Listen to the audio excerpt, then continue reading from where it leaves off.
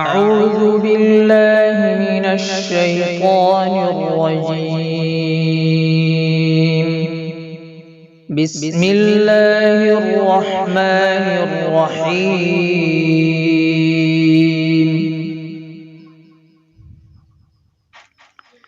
يا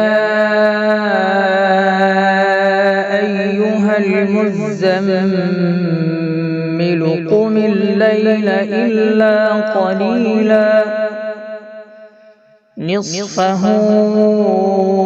أو انقص منه قليلا أو زد عليه ورتل القرآن ترتيلا إنا سنلقي عليك قولا ثقيلا إن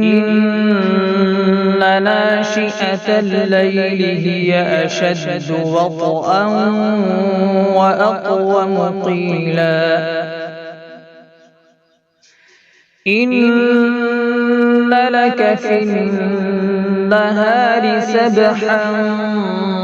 طويلا واذكر اسم ربك وتبتل إليه تبتيلا رب المشرق والمغرب لا إله إلا هو فاتخذه وكيلا واصبر على ما يقولون واهجرهم هجرا جميلا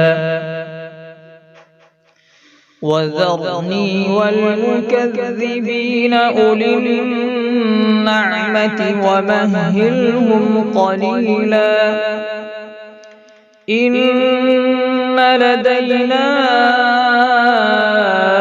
أنكالا وجحيما وطعاما ذا غصة وعذابا أليما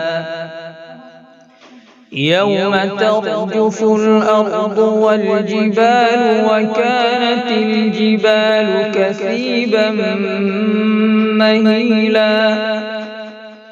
إنا أرسلنا إليكم رسولا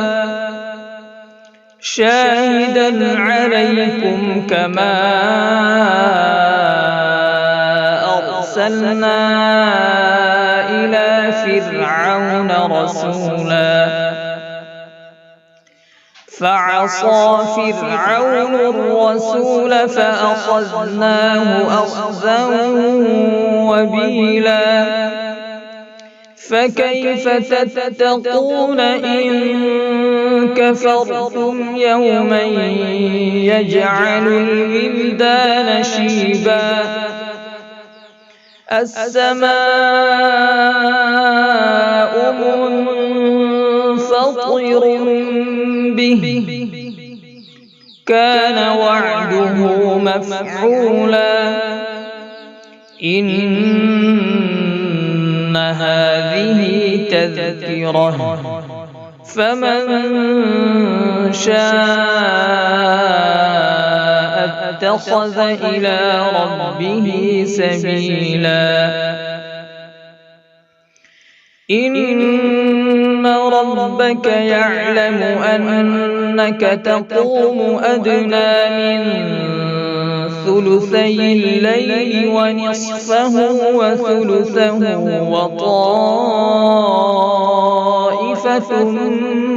من الذين معك والله يقدر الليل والنهار علم أن لن تحصوه فتاب عليكم فاقرؤوا ما تيسر من القرآن